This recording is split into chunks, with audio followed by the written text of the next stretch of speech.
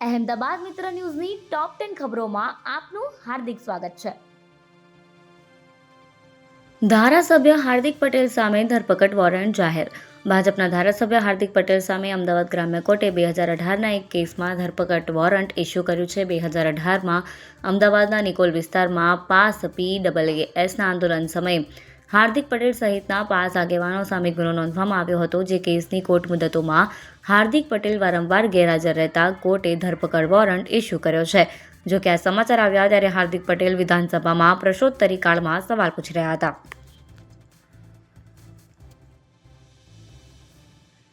અમદાવાદમાં રામદેવ પીરના મંદિરમાં તોડફોડ.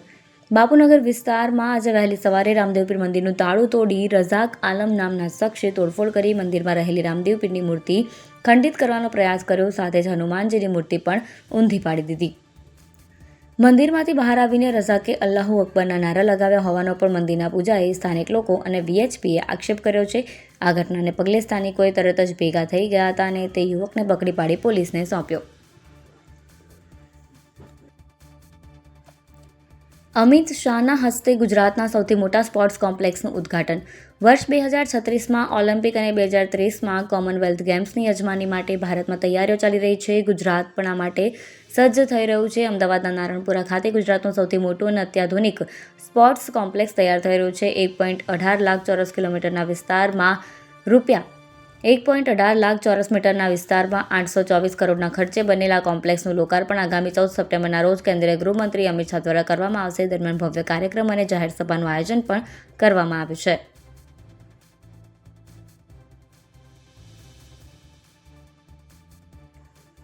AMCમાં કોન્ટ્રાક્ટ પ્રથા બંધ કરવા નોકર મંડળની માંગ.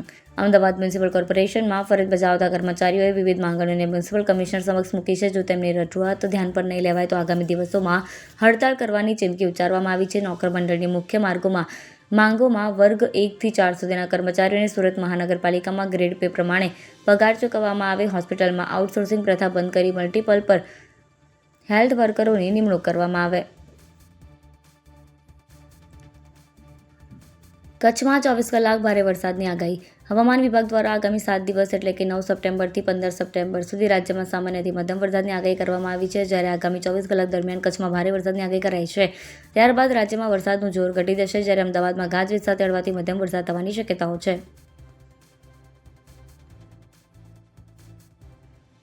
વીજ થાંભલાના ખુલ્લા વાયરને કારણે દંપતીનું મૃત્યુ. નારોલની મટન ગલીમાં વરસાદી પાણીથી ભરેલા રોડ પરથી એક્ટિવા દોરીને લઈ જતી વખતે દંપતી ખાડામાં પડી, પરંતુ વીજ થાંભલાના ખુલ્લા વાયરને કારણે પાણીમાં કરંટ પ્રસરેલો હોવાથી બંનેના મૃત્યુ થયા.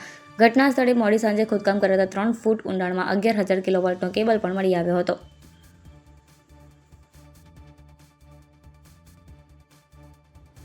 લાલચમાં લોકોને છેતરનાર મહિલા ઝડપાઈ.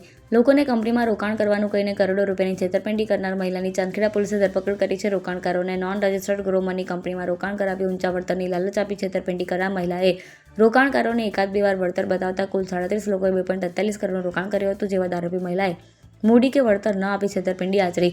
મહિલા સામે વેજલપુર અને CID ક્રાઇમમાં અરજી નોંધાઈ છે. મહિલાએ આશરે 40થી 50 લોકો સાથે આ પ્રકારની છેતરપિંડી આચરી હોવાની પોલીસને શંકા છે. અમદાવાદના વેપારીને હની ટ્રેપમાં ફસાવ્યો. શહેરના ઘોડાસર વિસ્તારમાં રહેતા વેપારીને સોશિયલ મીડિયા મારફતે હની ટ્રેપમાં ફસાવીને ₹2 લાખ પડાવી લીધા હોવાનો કિસ્સો સામે આવ્યો છે. સોશિયલ મીડિયા પર સંપર્ક કરી યુવતી વેપારીને પ્રાંતિજ નજીક હાઈવે પર ગામડાના રોડ પર લઈ ગઈ હતી અને ત્યાં બાદમાં તેના સાગરીતોએ આવીને પોલીસની ઓળખ આપી તમે ચરસ ગાંજો વેચો છો કહીને પૈસા પડાવી લીધા હતા. આ મામલે વટવા પોલીસે વેપારીની ફરિયાદ લઈ 6 લોકો વિરુદ્ધ ગુનો નોંધી તપાસ શરૂ કરી છે.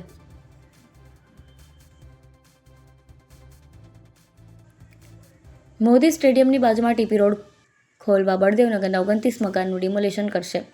ઓલિમ્પિકને લઈને અમદાવાદ શહેરને સ્પોર્ટ્સ સિટી તરીકે તૈયાર કરવામાં આવી રહ્યું છે. દુનિયાના સૌથી મોટા ક્રિકેટ સ્ટેડિયમ એવા નરેન્દ્ર મોદી સ્ટેડિયમની આજુબાજુ ઓલિમ્પિકને લઈને હવે સરકાર TP રોડ ખોલી રહી છે. TP રોડ અંતર્ગત મોટેરા વિસ્તારમાં આવેલ બળદેવનગરમાં 29 જેટલા મકાનોને તોડી પાડવા માટે અમદાવાદ મ્યુનિસિપલ કોર્પોરેશન દ્વારા નોટિસ આપવામાં આવી છે. જેને લઈને સ્થાનિક 29 જેટલા રહીશો ગુજરાત હાઈકોર્ટમાં ગયા છે. SG હાઈવે પર બાઇક ચાલકનો અકસ્માત. અમદાવાદના SG હાઈવે પર બ્રિજનું બાંધકામ ચાલી રહ્યું છે ત્યારે ગંભીર અકસ્માતે ચકચાર જગાવી. બ્રિજ પરના લોખંડના સળિયા હટાવવાની કામગીરી દરમિયાન એકાએક બાઇક ચાલક પર તે પડી જતા ગંભીર રીતે ઇજાગ્રસ્ત થયો. આસપાસના લોકોએ તાત્કાલિક 108 બોલાવી ઇજાગ્રસ્તને હોસ્પિટલ ખસેડ્યો હતો. અહેમદાબાદ મિત્ર ન્યૂઝની યુટ્યુબ ચેનલને સબસ્ક્રાઇબ કરો અને બેલ આઇકન જરૂરથી દબાવો, જેથી મહત્ત્વના સમાચાર આપના સુધી જલ્દીથી પહોંચે.